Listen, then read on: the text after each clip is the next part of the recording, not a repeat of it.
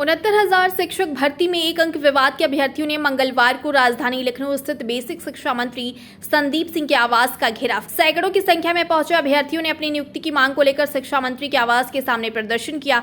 इस दौरान एक महिला अभ्यर्थी चक्कर खाकर बेहोश हो गई, जिसे पुलिस ने इलाज के लिए अस्पताल भेज दिया। बता दें कि 69,000 शिक्षक भर्ती के सैकड़ों अभ्यर्थी बेसिक शिक्षा विभाग में अपनी नियुक्ति को लेकर लगातार 50 दिनों से इको गार्डन में धरना दे रहे हैं, लेकिन इन 50 दिनों में धरना दे रहे अभ्यर्थियों से किसी भी अधिकारी ने मुलाकात नहीं की।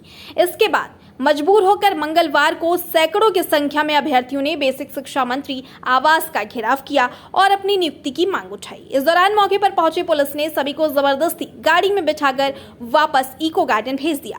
वहीं सिद्धार्थनगर से आई महिला अभ्यर्थी अनीता चौधरी चक्कर खाकर बेहोश हो गई। इसके बाद पुलिस ने महिला अभ्यर्थी को इलाज के लिए अस्पताल भेज दिया। हालांकि प्रदर्शन के दौरान कुछ अभ्यर्थियों ने बेसिक शिक्षा मंत्री संदीप सिंह से मुलाकात भी की। मंत्री संदीप सिंह ने इस मामले में अभ्यर्थियों को विभाग की ओर से बैठक करने का मौखिक आश्वासन दिया। वहीं बेसिक शिक्षा मंत्री से मुलाकात से नाराज अभ्यर्थी शिवानी शर्मा, रजनीश कुमार, शुभांशु सिंह ने बताया कि उच्चतम न्यायालय के 11 माह पहले आए अंतिम आदेश अनुसार एक अंक मामले में नियुक्ति की जब लिखित कार्रवाई नहीं होगी तब तक धरना प्रदर्शन जारी रहेगा।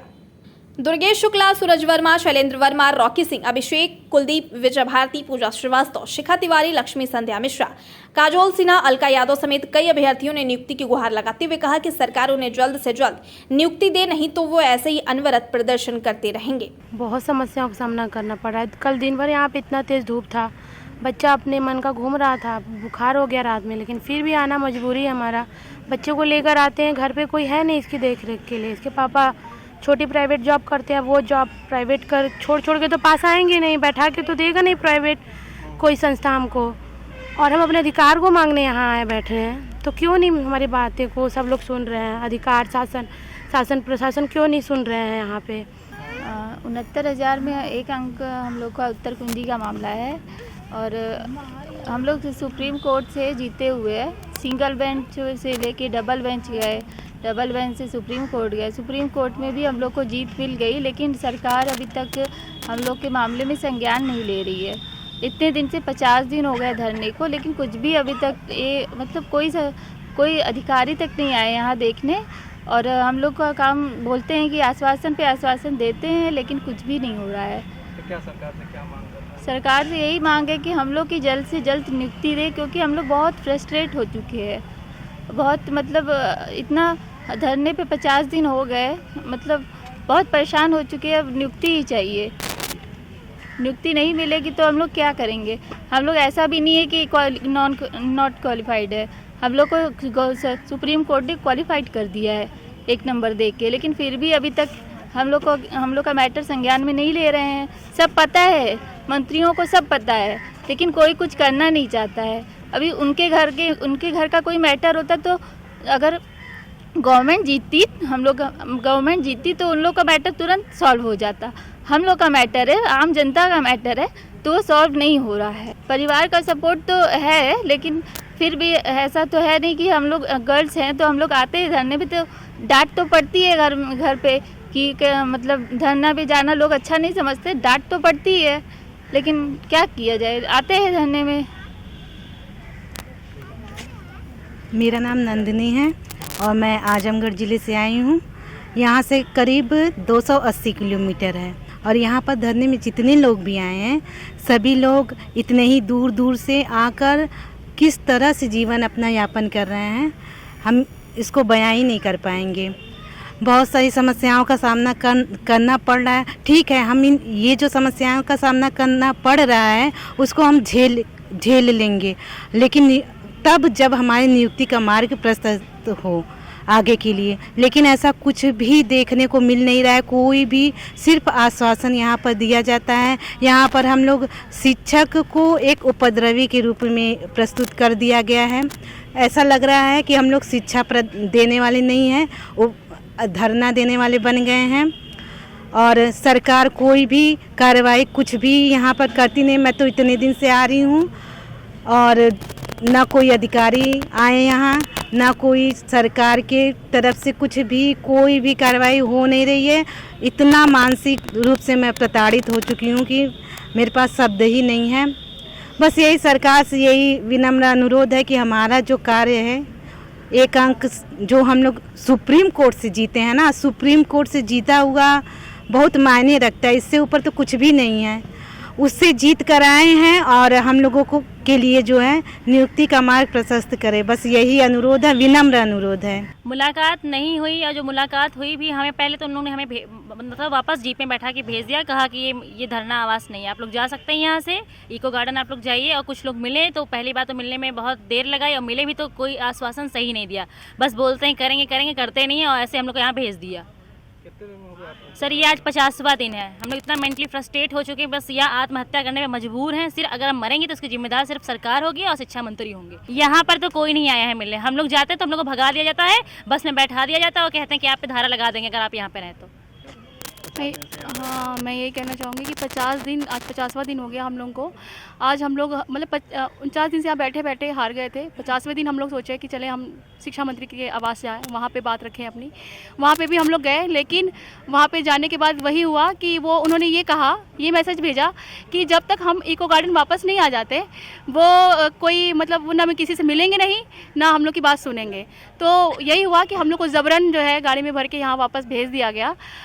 और जो उनकी बात निकल कर आई है कि वो क्या कहते हैं हमारे कार्य को बढ़ाएंगे, पर हमें तो यकीन नहीं है, क्योंकि हम तो ये हर चीज़ हर बार फेस कर चुके हैं, तो हम उनकी बातों का भरोसा करके नहीं बैठे हैं। इसीलिए और जो भी बातें आई हम उससे संतुष्ट नहीं हैं, क्योंकि उसमें ना कोई डेट है, ना कोई टाइम है, ना मीटिंग का कोई कुछ डिसाइड ही नहीं है, तो लिखित में कुछ नहीं है। तो इसलिए हम नाराज़ हैं और हम धरना जो है अनवरत जारी रखेंगे जब तक कि कुछ सकारात्मक परिणाम हमारे सामने नहीं निकल के आ जाएगा। जी, आप तो देख ही रहे हैं ज़मीनी स्तर पे कि हम लोग कैसे अपना गुजारा कर रहे हैं, खाने को नहीं मिलता है, किस तरीके से हम महिलाएं फेस कर रहे हैं। ये सिचुएशन ना सरकार को दिखता है, ना सरकार के अधिकारियों को दिखता है। हमारी बहुत सी महिला साथी थी जो आज बेहोश हो गई, 2-3 और भी बाकी महिलाओं की तबीयत ख़राब हो गई, वो घर चली गई। कितना फेस कर रहे हैं हम लोग कि सरकार क्या ही बोला जाए कि ना ही सरकार इसका कुछ लेती है, इसको उसमें ना ही सरकार के अधिकारी लेते हैं। आप ही बताइए कि हम लोग कहाँ जाएं, हमारी गलती क्या थी, हमारी गलती तो बताया जाए। 11 माह हो गए, सुप्रीम कोर्ट के ऑर्डर आए, लेकिन ना सरकार के अधिकारी संज्ञान में लिए ये मैटर, ना बस हमें आश्वासन पे आश्वासन ही मिला है। शिक्षा मंत्री जी का आवास आज घिराव किया गया था, वहाँ पे भी हम संतुष्ट नहीं हुए उनके रवैये से, बस हमें वहाँ से भी आश्वासन ही मिला है। और जब तक हमें पूरा एक लीगल प्रोसेस के थ्रू हमें नहीं मिल जाता लिखित में, तब तक हमारा धरना कंटिन्यू होगा, जब तक जीओ जारी नहीं हो जाता है। मुलाकात हो गई है, लेकिन उनका वही रवैया है कि आपका कार्य हो रहा है। हम अपने अधिकारियों से कह देंगे कि आपका कार्य हो जाएगा, लेकिन ये होता है एक लीगल प्रोसेसिंग, अगर वो कह देते हैं बच्चों का रिजल्ट जारी कर दें, मतलब एक ठोस कदम नहीं उठाया गया। अगर ये शिक्षा मंत्री चाहें तो क्या नहीं हो सकता। अगर ये अपने अधिकारियों से कह दें कि इतने दिन में बच्चों को नियुक्ति दे दो तो आराम से हो सकती है, लेकिन वही ये बातें सारी गोल मटोल हैं कि हम आपकी मीटिंग कराएंगे या ये होगा, लेकिन अभी तक एक लिखित कार्रवाई के रूप में हमारे केस में कुछ भी नहीं हुआ है। बस यही है, जब तक नियुक्ति नहीं मिल जाएगी हम यहीं बैठे रहेंगे।